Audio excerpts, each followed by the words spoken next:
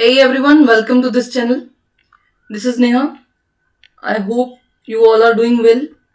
So हम लोग previous class में भी हम लोगों ने केस डिस्कस करी थी बीएफएम के टॉपिक्स के ऊपर, जो कि शॉर्ट टॉपिक्स हैं जो कि आपके एग्जाम में पहले भी पूछे गए हैं और आने वाले टाइम में भी पूछे जाएंगे. So let's discuss. कल मतलब प्रीवियस जो हमने टॉपिक डिस्कस किया था वहां तक हम लोगों ने 2 केस स्टडी डिस्कस करी हैं. जिन्होंने नहीं देखा प्लीज आप एक बार उसको गो थ्रू कर लें, क्योंकि वो टॉपिक से बार बार आपके एग्जाम में केस स्टडीज आ ही रही हैं. आज हम केस स्टडी 3rd से जो है वो डिस्कस करना स्टार्ट करेंगे. ये बेसिकली जो केस स्टडी है हमारी, ये आपकी केस स्टडी है जी रिस्क मैनेजमेंट के ऊपर, that is module B. Right, यहाँ पे बेसिकली एक बैलेंस शीट जो है बैंक की वो गिवन है. राइट, हम लोगों ने रिस्क मैनेजमेंट पढ़ा यार. रिस्क मैनेजमेंट के अंदर डिफरेंट एसेट्स के ऊपर कितना कितना रिस्क वेट होता है, उसके ऊपर भी आपके पास केस स्टडी आती है ऑन डिफरेंट एसेट्स के ऊपर कि कितना कितना रिस्क है ना. Risk wait on different assets. Then you are going to calculate risk weight on assets. NPL account के ऊपर कितना है, assets के ऊपर कितना है, हाउसिंग लोन पे कितना है. तो उस तरीके के क्वेश्चन आते हैं, उसी के ऊपर बेसिस जो केस स्टडी है वही डिस्कस करने लगे हैं. जिसमें कि फिक्स एसेट्स गिवन है आपके पास कितने के 2000 करोड़ के जो है हमारे पास फिक्स एसेट्स गिवन है. Right, investment in government securities given है 20,000 की. राइट, मतलब भारत सरकार में जो सिक्योरिटीज हैं वो 20,000 करोड़ की इन्वेस्टमेंट की है उसमें. स्टैंडर्ड लोन अकाउंट्स गिवन है. राइट, जिसमें कि हाउसिंग लोन हमारे पास गिवन है कितने का 6,000 करोड़ का, सिक्योर्ड बिलो 10 लाख, जिसमें की जो सिक्योरिटी है वो कितने की है 10 लाख की है. रिटेल लोन के बारे में बात करें तो कितना है हमारे पास 4,000 करोड़. अदर लोन्स के बारे में बात करें तो 8,000 crore. Right, then we have substandard secured loans. Secured आप सभी को पता होगा, कोई भी ऐसा एसेट जिसके अगेंस्ट कोई भी सिक्योरिटी अगर गिरवी रखी गई हो तो वो बेसिकली सारे के सारे लोन्स आपके सिक्योर्ड होते हैं. अदरवाइज क्या होंगे, अनसिक्योर्ड लोन्स होते हैं. तो बेसिकली सब स्टैंडर्ड के अंदर फिर आपके पास सिक्योर्ड लोन्स गिवन है कितने के 1,000 करोड़ के. अनसिक्योर्ड लोन्स के बारे में बात करें so we have 500 crore. Doubtful loans, doubtful के अंदर हमारे पास 3 कैटेगरीज होती हैं. कौन सी है जी, D1, D2 and D3. D1 के अंदर आपके पास कितना है 800 करोड़. राइट, कितना है हमारे पास 800 करोड़. 800 करोड़, जिसमें कि आपके पास 800 करोड़ सिक्योर्ड है और अनसिक्योर्ड कितना है 600 करोड़. तो ध्यान रखना, अगर आपके पास क्वेश्चन आएगा अनसिक्योर्ड का तो आप लोग अमाउंट लेंगे 600. अगर सिक्योर्ड आता तो कितना लेंगे 800 करोड़.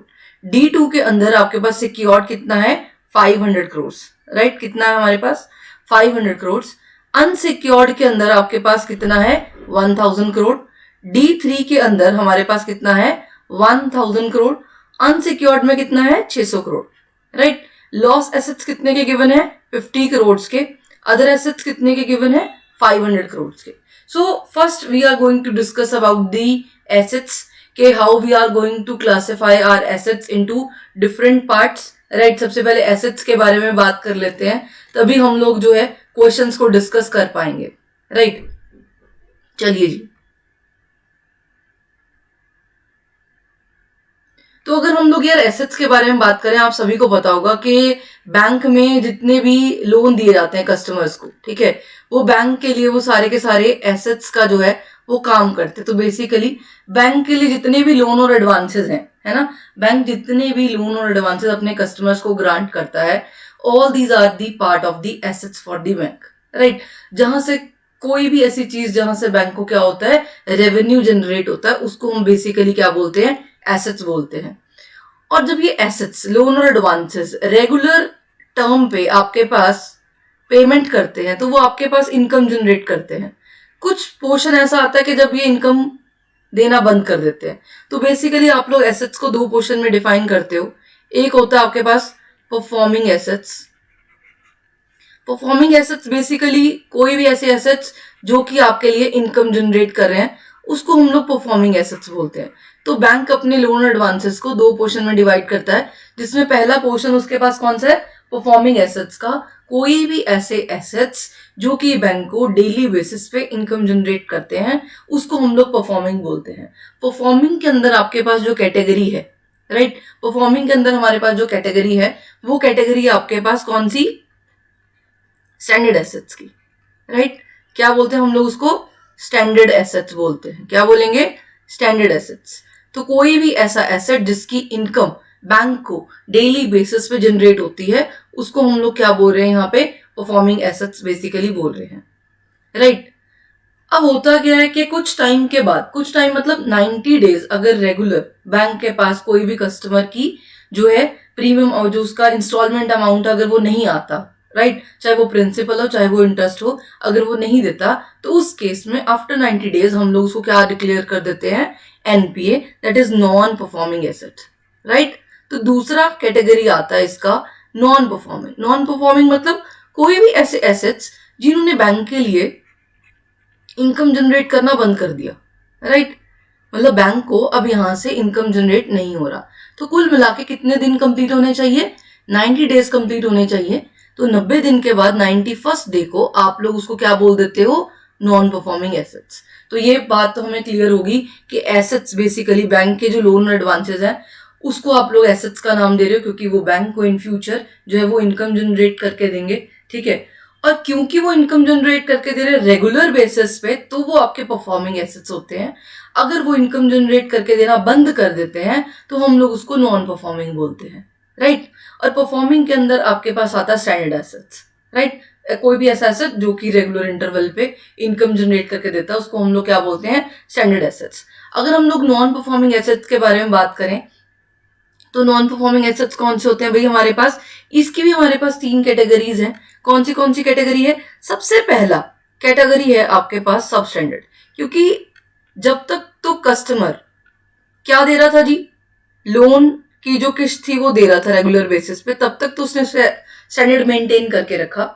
जैसे ही उसने जो अपना इंस्टॉलमेंट था देना बंद कर दिया वो किस कैटेगरी में चला जाता है, 90 डेज के बाद, ध्यान रखना कॉन्टिन्यूटी होनी चाहिए, सब स्टैंडर्ड में आ जाता है अप टू कितने, 12 महीने के लिए, ठीक है। तो अप टू 1 ईयर के लिए वो किस में आएगा, सब स्टैंडर्ड के अंदर। देन वी हैव सब स्टैंडर्ड के बाद वो चला जाता है किसमें, डाउटफुल के अंदर। डाउटफुल एसेट्स के अंदर जो है वो बेसिकली चला जाता है, डाउटफुल एसेट्स, राइट। और डाउटफुल के अंदर भी आपके पास कैटेगरीज रहती हैं D1, D2, D3।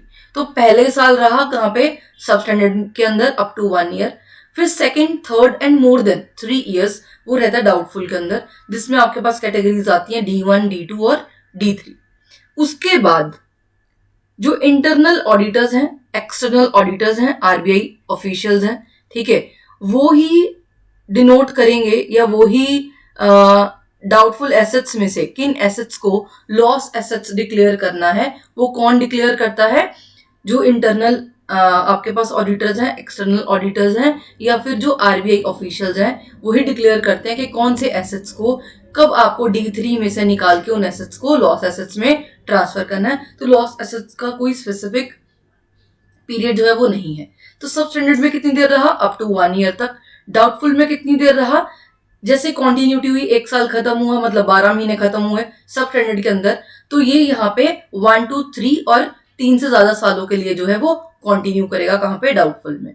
तो डाउटफुल से निकल के लॉस एसेट्स में आएगा कब, जब उसके इंटरनल ऑडिटर, एक्सटर्नल या फिर आरबीआई ऑफिशियल जो है वो डिक्लेयर कर देते हैं। अब बारी आती है प्रोविजनिंग की, राइट। यहां तक तो हमें एसेट्स क्लियर हो गए जो कि एक बेसिक अंडरस्टैंडिंग थी। अगर हम लोग बात करें किसकी, प्रोविजनिंग की, तो प्रोविजनिंग बेसिकली क्या होती है कि वो अब बैंक नहीं, आरबीआई नहीं चाहता कि आप सभी एसेट्स जो है लोन एडवांसेस आप लोग ग्रांट करते चले जा रहे हैं। अगर आप ऐसे ही लोन और एडवांसेस को ग्रांट करते रहे, है ना, तो उसमें क्या होगा कि बैंक कल को लिक्विडेशन में आ सकता है या बैंक कल को इंसॉल्वेंट हो सकता है।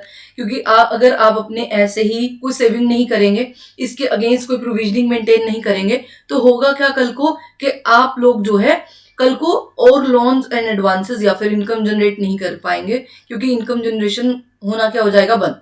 क्योंकि आपका तो इनकम स्टक हो गया इन एनपीएस के अंदर, या फिर परफॉर्मिंग एसेट्स के अगेंस्ट भी हम लोग जो है वो प्रोविजनिंग करते हैं। तो यहां से आपको क्वेश्चन, प्रोविजनिंग के अगेंस्ट हम लोग आज डिस्कस नहीं कर रहे हैं, हम लोग डिस्कस कर रहे हैं किस प्रोविजनिंग के अगेंस्ट, ठीक है, कि कितना रिस्क वेट एक्चुअल में है, राइट। तो सबसे पहले मुझे प्रोविजनिंग समझनी पड़ेगी, उस प्रोविजनिंग के अगेंस्ट फिर मुझे रिस्क वेट समझना पड़ेगा कि कितने कौन से अकाउंट्स के लिए कितना कितना वेटेज है, राइट। चलिए जी, तो सबसे पहले प्रोविजनिंग डिस्कस कर लेते हैं। अगर मैं आपके साथ डिस्कस करूं कौन से एसेट्स को, स्टैंडर्ड एसेट्स को, तो ध्यान रखना जो आपके पास स्टैंडर्ड एसेट्स हैं, राइट, कौन से एसेट्स हैं, स्टैंडर्ड एसेट्स। स्टैंडर्ड एसेट्स के लिए चाहे वो सिक्योर्ड है चाहे वो अनसिक्योर्ड है, ठीक है, आपको वहां पे प्रोविजनिंग मेंटेन करना कितना, 0.40%। 0.40% जो है स्टैंडर्ड प्रोविजनिंग है, या फिर आप लोग उसे नाम दे सकते हैं जनरल प्रोविजनिंग का, ठीक है। तो जनरल प्रोविजनिंग है कितनी, 0.40% जो है वो आप लोग मेंटेन करते हैं, राइट। और ये बात ध्यान रखना, ये आउटस्टैंडिंग जो है एनपीए पे लगती है। लाइक फॉर एग्जांपल अगर उसका 15 लाख का लोन था और 2 लाख उसने दे दिए, तो रिमेनिंग 13 लाख के ऊपर जो है वो आप लोग जो है प्रोविजनिंग चार्ज करेंगे। I hope it is clear to you, क्योंकि रिस्क कितने के ऊपर है, जो अनपेड अमाउंट है, तो ऑफकोर्स आप लोग आउटस्टैंडिंग के ऊपर देते हैं, क्योंकि कई बार क्वेश्चन में आता भी है कि आउटस्टैंडिंग बैलेंस इतना है, टोटल लोन इतना था, आउटस्टैंडिंग इतना है, तो ध्यान रखना आप लोग हमेशा आउटस्टैंडिंग के अगेंस्ट ही चार्ज करोगे, राइट। देन वी हैव, हमारे पास एनपीए के अंदर सबसे पहली कैटेगरी आती है आपके पास सब स्टैंडर्ड की, है ना। सब स्टैंडर्ड के अगेंस्ट अगर आपका लोन सिक्योर्ड है, क्या है, अगर तो वो सिक्योर्ड है तो आप लोग मेंटेन करते हो कितना, 15%, 15% प्रोविजनिंग मेंटेन करेंगे अगर वो लोन क्या है, सिक्योर्ड है। अगर आपके पास अनसिक्योर्ड है, क्या है, अगर अनसिक्योर्ड है तो मेंटेन करेंगे 25%। ध्यान रखना 15 और 25%, 15% in case of secured, unsecured के केस में कितना, 25%, राइट। सेकेंड कैटेगरी आती है आपके पास कौन सी, ये फर्स्ट कैटेगरी होगी हमारे पास कौन सी, सब स्टैंडर्ड की। सेकेंड कैटेगरी की अगर बात करें, we have doubtful. So doubtful के अंदर आपके पास दो कैटेगरीज हैं, ठीक है, मतलब इसमें भी हमारे पास सिक्योर्ड और अनसिक्योर्ड है, बट इसमें डाउटफुल के अंदर हम लोगों ने डाउटफुल को 3 कैटेगरीज में बांटा है, D1, D2 और कौन सा है, D3, ठीक है, D1, D2 और कौन सा, D3। अगर तो आपका एसेट सिक्योर्ड है, D1 के अंदर क्या है, सिक्योर्ड है, तो कितना करोगे, 25%, ठीक है। अगर D2 के अंदर एसेट सिक्योर्ड है तो कितना करोगे, 40% प्रोविजनिंग मेंटेन करोगे आउटस्टैंडिंग बैलेंस के ऊपर।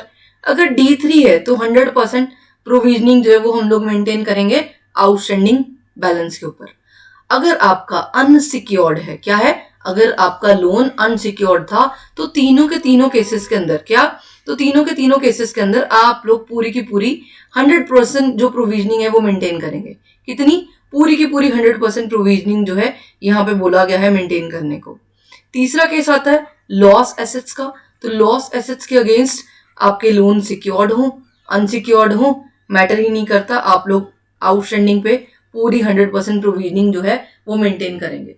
तो ध्यान रखना स्टैंडर्ड एसेट्स में 0.40% जनरल प्रोविजनिंग है, सब स्टैंडर्ड के अंदर अगर एसेट सिक्योर्ड है तो 15, अनसिक्योर्ड है तो कितना, 25, नीचे कितना, 25, 40 और 100, D1, D2 और कौन सा, D3 in case of what, doubtful assets. तो डाउटफुल के अंदर अगर सिक्योर्ड है D1 का तो 25%, D2 है तो कितना, 40%, D3 है तो कितना, 100% जो है वो मेंटेन करेंगे। अगर एसेट अनसिक्योर्ड है तो कितना प्रोविजनिंग मेंटेन करना है, 100, दैट इज 100% पूरा का पूरा मेंटेन करना है। लॉस एसेट्स के अंदर कितना मेंटेन करने को बोला, पूरा का पूरा 100%। आई होप इतना बेसिक सा हमें क्लियर हो गया ताकि हम लोग ये केस स्टडी पढ़ सकें, राइट। तो ये बेसिकली मेंटेन किस पे करनी है, आउटस्टैंडिंग बैलेंस पे, ये चीज हम लोगों ने याद रखनी है।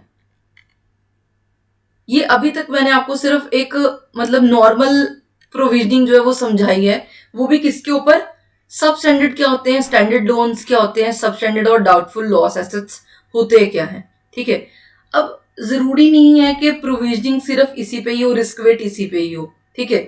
रिस्क वेट जो है अलग अलग तरीके से जो है वो चार्ज किया जा सकता है, ठीक है। मतलब हमें जो है एक स्लैब रेट दे रखा है, मतलब आपको अपने बेसिस के ऊपर यहाँ पे कुछ, मतलब अगर मैं नॉर्मल सी बात करूं, आप कहें मुझे कितना करना है, तो आपको ऐसे जनरली कुछ प्रिडिक्ट करने की जरूरत नहीं है। ऑलवेज जो है यहाँ पे चार्ट गिवन है, बट आपको वो क्रैम करके जाना पड़ेगा, याद करके जाना है, जरूरी नहीं है वो फिगर्स वहां पे दी होंगी। सो 99% चांसेस हैं कि वो आपको जो है रिस्क वेट नहीं बताएगा।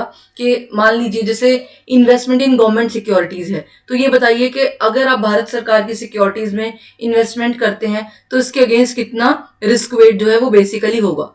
ठीक है, इसके अगेंस्ट कितना रिस्क वेट जो है, राइट। क्योंकि अगर आपने भारत सरकार में सिक्योरिटीज जो है वो इन्वेस्ट करी है, उसमें भी तो कुछ ना कुछ आपका रिस्क वेट होगा ना। अब आपको कईयों को यही नहीं समझ में आ रहा हो कि रिस्क वेट होता क्या है बेसिकली। तो सिंपल सी बात है यार, एज अ बैंक, राइट। क्योंकि जब आप लोग फाइनेंशियल इंस्टीट्यूशंस के बारे में रीड करते हैं तो financial institution is not about accepting deposit and lending loans and advances, right. या फिर इन्वेस्टमेंट ही करता है, नहीं। वो जो इन्वेस्टमेंट करता है, डिपॉजिट्स करता है, लोन एडवांसेस देता है, उसके अगेंस्ट आप लोगों का कुछ ना कुछ रिस्क वेट तो रहता ही है। चाहे कस्टमर के डिपॉजिट्स है आपके पास, उसके ऊपर भी रिस्क वेट है, राइट। आप लोगों ने लोन ग्रांट किया अपने कस्टमर को, उसके अगेंस्ट भी आपका कुछ रिस्क वेट है। आपने भारत सरकार की सिक्योरिटीज में, आपने आरबीआई को लोन दिया, आपने कहीं और गोल्ड लोन्स में सिक्योर जो है लोन ग्रांट किया है, उसके लिए भी कुछ ना कुछ रिस्क वेट है। आपने स्टाफ को लोन दिया है, उसके लिए भी कुछ ना कुछ रिस्क वेट जो है वो बनता है। तो बस वही क्वेश्चन है, वही हम लोग चार्ज करेंगे, बट आपको अमाउंट परसेंटेज याद होना जरूरी है। ठीक है ना, अमाउंट तो नहीं, मतलब बेसिकली क्या चीज याद करनी है कि कितना परसेंट जो है उस स्पेसिफिक एसेट के अगेंस्ट आपके लिए ग्रांट किया गया है, राइट। चलिए क्वेश्चन करें डिस्कस। चलिए जी, आई होप आप लोगों ने पूरी केस स्टडी पढ़ ली है। चलिए फर्स्ट क्वेश्चन है आपके पास, what is the amount of risk weight for investment in government securities. तो ये बताइए कि अगर आप भारत सरकार की सिक्योरिटीज में इन्वेस्टमेंट करते हैं, किसमें, इन्वेस्टमेंट इन गवर्नमेंट सिक्योरिटीज, तो आपके लिए कितना रिस्क वेट है। तो बैंक को कितना रिस्क वेट होगा भाई, इसके लिए अब आपको सबसे पहले क्या पढ़नी पड़ेगी कि डिफरेंट डिफरेंट जो एसेट्स हैं उसके ऊपर कितना रिस्क वेट पड़ता है। तो चलिए कुछ कॉमन हम लोग पढ़ लेते हैं। सबसे पहले आपके पास कैश बैलेंस विद आरबीआई। अगर आपका बैलेंस आरबीआई के पास पड़ा है, किसके पास, रिजर्व बैंक ऑफ इंडिया के पास, तो आपका यहाँ पे रिस्क वेट पड़ता है कितना भाई, 0% रिस्क वेटेज है हमारे पास। यहाँ पे कितना वेट चार्ज करोगे आप लोग, यहाँ पे 0%। ध्यान रखना, अगर आपका balance reserve bank of India के पास पड़ा है तो हमारा रिस्क वेट पड़ता है जी यहाँ पे 0%।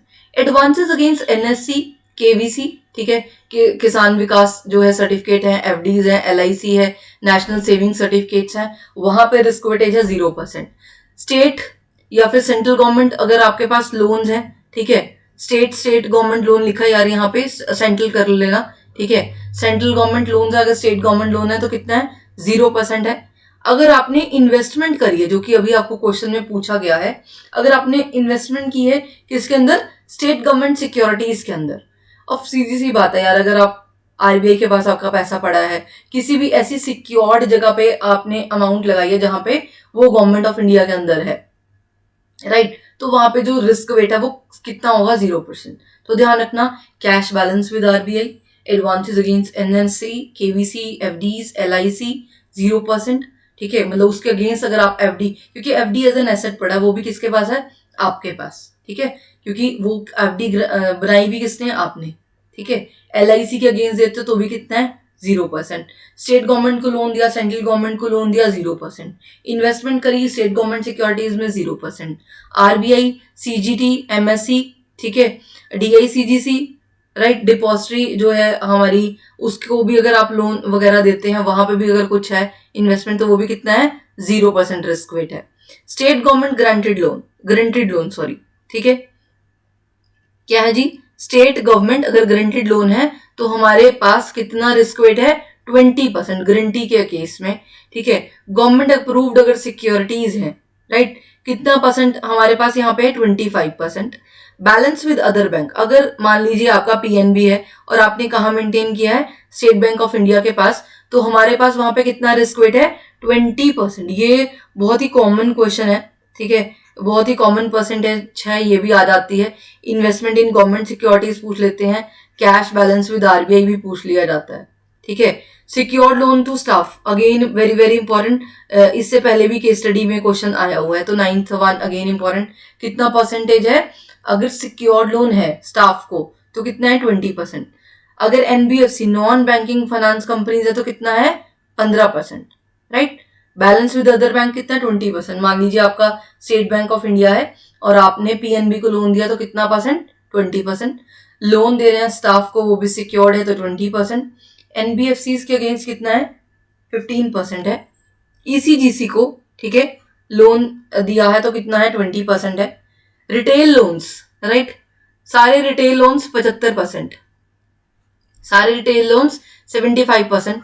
Gold loan again very very important, retail loan important है, होम लोन इंपॉर्टेंट है, ठीक है याद रखना। गोल्ड लोन के केस में कितना है 50% वेटेज है रिस्क का। कंज्यूमर क्रेडिट जो आप लोग कंज्यूमर को उधार देते हैं, again credit card very very important, ठीक है। शेयर्स पे लोन दिया है तो 125% वेटेज है इसका, ठीक है। क्रेडिट कार्ड अगेन लिखा हुआ कितना है 125%। इन्वेस्टमेंट किया है शेयर मार्केट में, कैपिटल मार्केट लोन्स के अंदर 125% रिस्क वेटेज है। वेंचर कैपिटलिस्ट आप लोगों को पता होगा यार कितना है 150% है, ठीक है। अगर किसी को वेंचर कैपिटल देते हो ठीक है तो वहां पे कितना है हमारे पास 150% है। Then we have 18 educational loans, educational loans के अगेंस्ट कितना हमारे पास 100%। So I hope it is clear कि यहाँ पे हमारे पास कितने तरीके के एसेट्स हैं और उसके अगेंस्ट कितना कितना रिस्क वेटेज है। ये कुछ कॉमन थे यार, इसकी बहुत लंबी चौड़ी लिस्ट है, राइट। तो आप लोग चेक कर सकते हो उसको, क्योंकि सिर्फ इसी एसेट्स के अगेंस्ट आप लोग रिस्क वेटेज नहीं करते। हम लोग जो क्रिसल है, इकरा है, डिफरेंट रेटिंग एजेंसीज है, उसके अगेंस्ट भी कंपनीज की रेटिंग होती है AA, BBB है ना, BCD, तो उसके अगेंस्ट भी आपके पास रिस्क वेट है, राइट। चलिए तो बेसिकली जो हमारी केस स्टडी थी उसके रिगार्डिंग हम लोगों ने रिस्क वेट जो है वो डिस्कस कर लिया। चलिए क्वेश्चन डिस्कस करते हैं। जो फर्स्ट क्वेश्चन था हमारे पास उसमें पूछा गया आपके पास कि what is the amount of risk weight for investment in government securities. अभी आप लोग पढ़ के आए हैं कि अगर आप लोगों ने स्टेट गवर्नमेंट की ठीक है सिक्योरिटीज में या इन्वेस्टमेंट करी है गवर्नमेंट सिक्योरिटीज के अंदर तो हमारे पास कितना रिस्क वेट है भाई 0% है। तो बेसिकली अगर इन्वेस्टमेंट की बात करें जो सिक्योरिटीज है वो कितनी कर रखी है आप लोगों ने 20,000 की, और इसके अगेंस्ट रिस्क वेट कितना है 0%। तो 0% चार्ज करना कितनी अमाउंट आ जाएगी 0, ठीक है। तो ऑप्शन कौन सा होगा ABCD, कौन सा होगा जी ऑप्शन नंबर डी नील।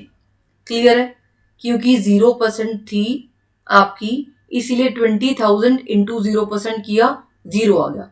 20,000 इन्वेस्टमेंट थी गवर्नमेंट सिक्योरिटीज में, रिस्क वेटेज 0% था इक्वल टू 0 आ गया।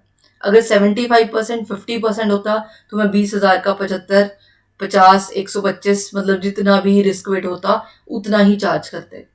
पॉइंट क्लियर है। फर्स्ट केस के अंदर आंसर क्या आएगा डी ऑप्शन। चलिए सेकंड केस के अंदर आपके पास क्वेश्चन दिया हुआ है कि what is the amount of risk weight, है ना, what is the amount of what risk weight for substandard जो है आपके पास सबस्टैंडर्ड अनसिक्योर्ड अकाउंट। सबसे पहले समझने की बात है कि जो अनसिक्योर्ड अकाउंट्स होते हैं आपके पास सबस्टैंडर्ड के अंदर, उसके अंदर आप कितनी प्रोविजनिंग करते हो भाई, कितनी प्रोविजनिंग करते हो सब स्टैंडर्ड के अंदर। बेसिकली जो सब स्टैंडर्ड होता है वो आपके पास एनपीए की फर्स्ट कैटेगरी है। तो अगर तो आपका एसेट सिक्योर्ड है तो आप लोग करते हो 15%। कितनी करते हो 15%।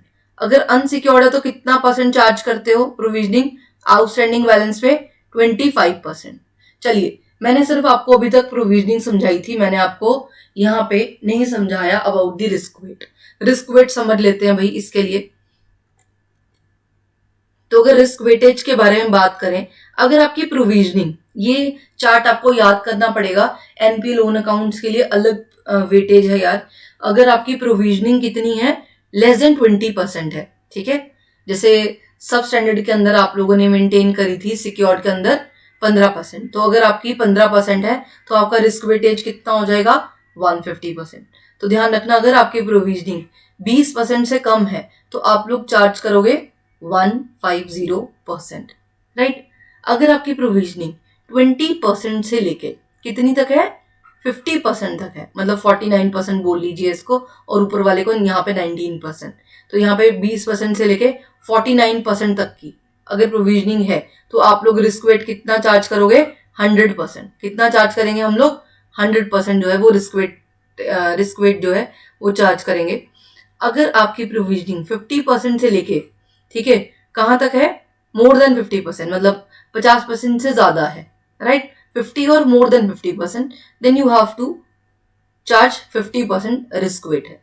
तो कितना हमारे पास रिस्क वेटेज रहेगा उस केस में, पूरा का पूरा 50%। आई hope it is clear. Less than 20% के केस में 150%, 20% टू लेस देन 50% के केस में 100%, 50% और मोर देन 50% के केस में 50%। अब सब स्टैंडर्ड के अंदर आपके पास प्रोविजनिंग कितनी है, 25% है, तो 25% इस स्लैब में फॉल करेगा।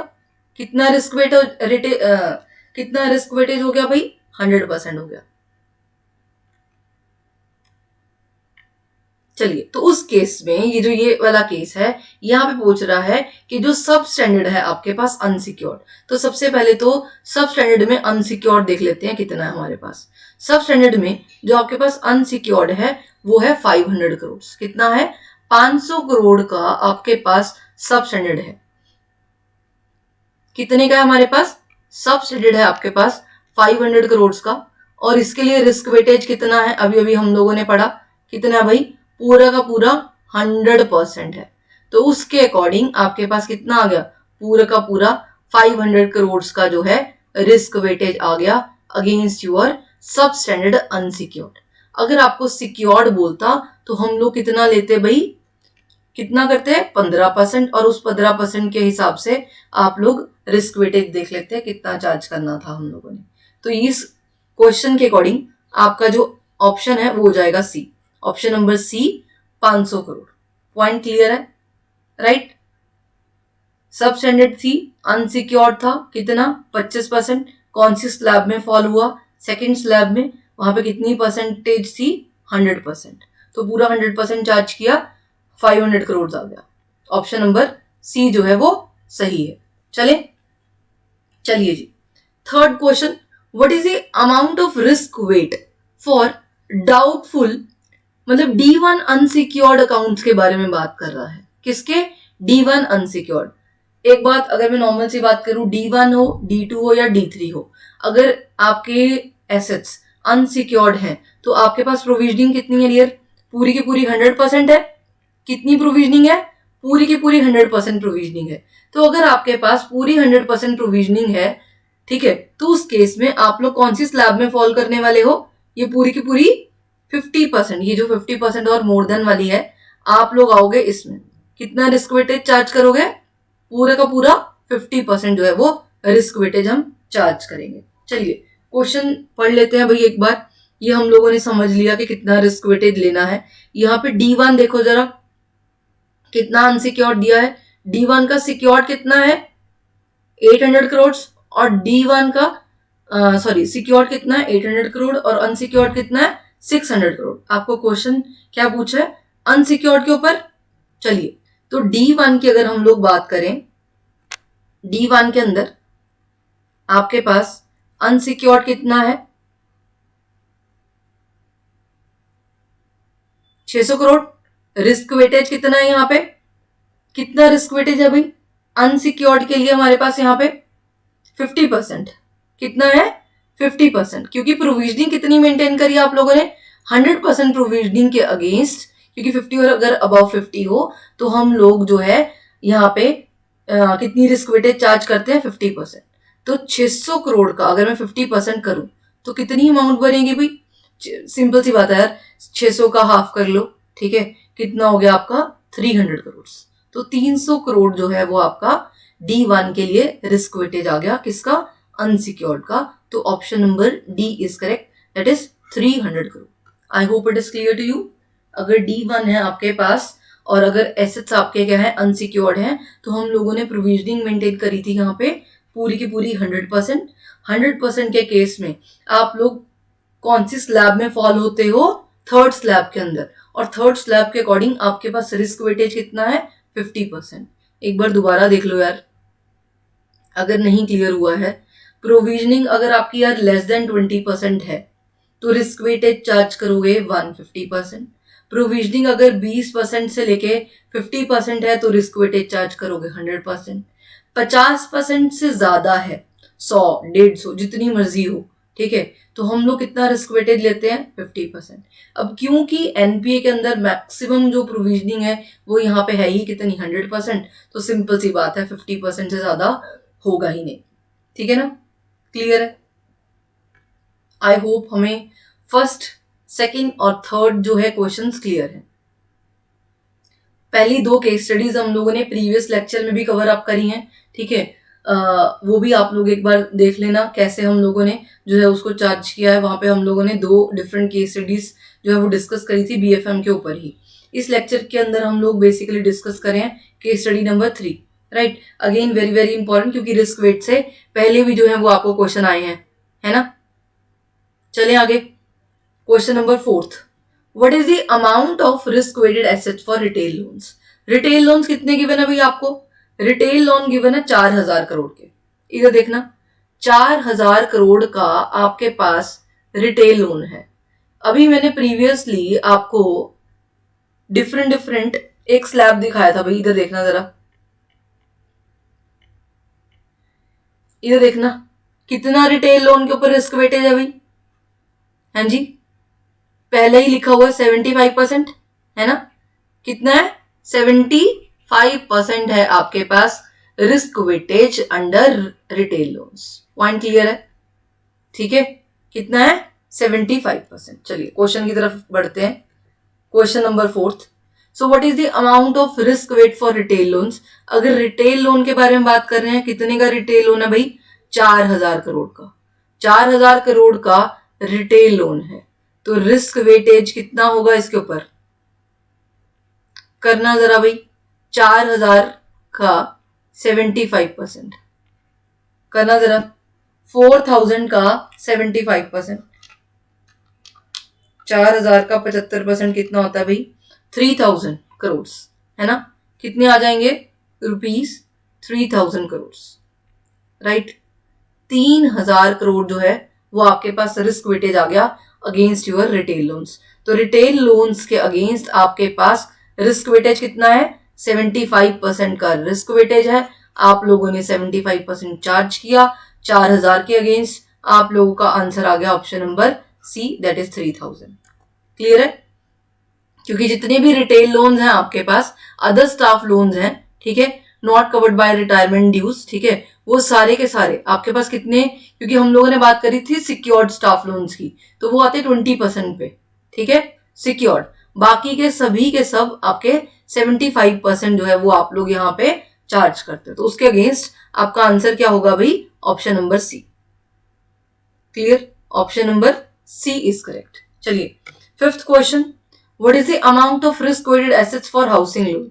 हाउसिंग लोन के अगेंस्ट भी आपके लिए कुछ रिस्क वेटेज है भाई। बेसिकली इसके अगेंस्ट रिस्क वेटेज है 50%, ठीक है। कितना है? 50%। बट इसमें भी आपको एक डिफरेंट स्लैब है जो चेक करनी पड़ेगी, वो भी देख लो भाई एक बार, क्योंकि एलटीवी से भी कई बार क्वेश्चन आ जाते हैं। क्योंकि अगर मैं नॉर्मल बोलूं यहाँ पे, क्योंकि यहाँ पे होम लोन कितना दिया आपके पास? 6000 करोड़ का। ये देखना जरा, रिटेल लोन के अबव आपको जो है होम लोन गिवन है कितने का? 6000 करोड़ का आपके पास हाउसिंग लोन गिवन है, या फिर होम लोन, एक ही बात है, जिसके लिए आपके पास सिक्योर्ड बोला है कितना है? बिलो 10 लाख। तो 10 लाख से नीचे सिक्योर्ड है, बाकी का सारा आपका अनसिक्योर्ड होगा। तो टोटल लोन कितने का है? 6000 करोड़ का। तो नॉर्मल सी बात, अगर 30 लाख या अबव 30 लाख है तो हम लोग प्रोविजनिंग चार्ज करते हैं 50%, ठीक है ना। तो अगर हम 50% चार्ज करते हैं इस 6000 के अगेंस्ट, कितनी है? 6000 के अगेंस्ट 50% प्रोविजनिंग चार्ज करते हैं, तो कितना आ जाएगा भाई? 3000 करोड़। कितना आया? 3000 करोड़। हम स्लैब भी पढ़ लेते हैं, ठीक है, कितना आएगा? Option number C is correct. चलिए तो देख लेते हैं यार, इसके लिए डिफरेंट स्लैब है। अगर आपका लोन, हाउसिंग लोन कितना है भाई? होम लोन अगर आप लोगों ने ग्रांट किया, कितने का? 30 लाख तक का अगर आपका लोन है, ठीक है, कितने का? 30 लाख तक का अगर आपका लोन है, और आपका LTV ratio, loan to value ratio, ठीक है, लोन अगेंस्ट योर एसेट, अगर अप टू 80% है, ठीक है, तो आपके लिए रिस्क वेटेज कितना है? 35%, राइट। ये एलटीवी रेशो कितना क्या होता है बेसिकली, कि कितना आप लोगों ने लोन ग्रांट किया अगेंस्ट के जो एसेट्स आप लोगों ने गिरवी रखे थे, ठीक है। जो एसेट्स कस्टमर एक्चुअल में गिरवी रख रहा है, जैसे मान लो उसने गिरवी रखे हैं एक्चुअल में 1.5 करोड़ की आइटम, और आपने उस 1.5 करोड़ के अगेंस्ट उसको 90 लाख का लोन दिया, तो लोन अगेंस्ट जो है मॉर्टगेज एसेट्स, तो वो आपका आता है लोन टू वैल्यू रेशो, ठीक है ना, क्योंकि जितने भी एसेट वो गिरवी रखता है हम पूरे के अगेंस्ट जो है वो लोन ग्रांट डिसबर्स नहीं करते, हम लोग जो है कुछ परसेंटेज जो है वही लोन का ग्रांट करते हैं। तो अगर आपका अप टू 80% है तो रिस्क वेटेज कितना रहेगा, 35%। अगर 80% से लेके एलटीवी कितना है 90% तक, तो कितना रिस्क वेटेज रहने वाला है, 50%। अगर आपका लोन होम लोन 30 लाख से लेके 75 लाख तक का है और एलटीवी कितना है 75%, तो 35% रिस्क वेटेज रहेगा, ठीक है। और अगर आपका लोन 30 से 75 लाख तक का ही है बट आपका एलटीवी कितना है 75% टू 80%, तो आप लोग कितना रिस्क वेटेज लोगे, 50%। डोंट वरी, अभी मैं आपको एक चीज बताती हूँ, अगर समझने में कईयों को दिक्कत आ रही होगी कि क्या क्या चीजें याद करनी है, जस्ट वेट अ सेकेंड यार। अगर थर्ड पॉइंट है हमारे पास कितना, 75 लाख का, होम लोन कितना है 75 लाख, ठीक है, तो या फिर उससे ज्यादा का, तो आप लोग कितना चार्ज करने वाले हो भाई, अप टू 75%। एलटीवी रेशो अगर आपके दिमाग में आ रहा है कि अगर 75 लाख का लोन अगर उससे ज्यादा हो गया, एलटीवी रेशो 75% से ज्यादा होगी, तो 75% से ज्यादा एलटीवी रेशो होती ही नहीं, ठीक है। लोन ज्यादा हो सकता है बट एलटीवी कितना रहने वाला है, 75% अगेंस्ट होम लोन, ठीक है। तो यहाँ पे कितना वेटेज आएगा भाई हमारे पास, 50%। तो ध्यान रखना यहाँ पे लोन कितने का था, 6,000 करोड़ का, ठीक है। अब बात आती है कि आप लोगों को हाँ क्या क्या चीजें इसमें याद करनी है। आपको कुछ नहीं याद करना, आपको सिंपल सी चीज याद करनी है, रिस्क वेट 35%, 50%, 35, 50, 50, कि कब आपको, अगर आपका लोन 30 लाख है, ठीक है, ये चीजें गिवन होंगी यार आपको पेपर में ना, होम लोन गिवन होगा कि कितने का होम लोन है, एलटीवी रेशो भी गिवन होगा, ठीक है। अगर एलटीवी रेशो कुछ नहीं गिवन तो फिर आप मैक्सिमम ले लेना, ठीक है। बट नॉर्मली एलटीवी रेशो आपको गिवन आता है, ठीक है। अगर क्वेश्चन गिवन आएगा ना कि 30 लाख का या उससे अबव का है, तो फिर आपको गिवन आता है कि एलटीवी रेशो इतना है, फिर आप उसके अगेंस्ट जो है वो अपना देख सकते हो। जैसे फॉर एग्जांपल आपको क्वेश्चन आया कि एलटीवी रेशो 75% है, कितना है 75%, तो अगर 75% है तो आप लोगों ने नोटिस किया कि आपका लोन कितने का है, 30 लाख से 75 लाख के बीच में अगर है, ठीक है ना, तो कितना चार्ज करोगे, 35% रिस्क वेटेज है। पॉइंट क्लियर है, आई होप इट इज क्लियर। तो ये जो अभी हम लोगों ने प्रीवियस क्वेश्चन किया है, इसमें आपके पास हाउसिंग लोन कितने का था, 6,000 करोड़ का, है ना। इस 6,000 करोड़ के अगेंस्ट अभी आप लोगों ने कितनी जो है वो चार्ज करी भाई, 50% जो है वो हम लोगों ने चार्ज किया, क्या आपका रिस्क वेट।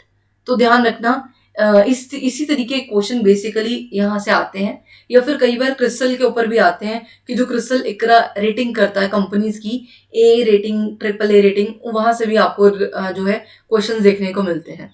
तो आने वाली क्लासेस के अंदर हम लोग वो वाला टॉपिक भी डिस्कस करेंगे। I hope this case study is clear to you guys.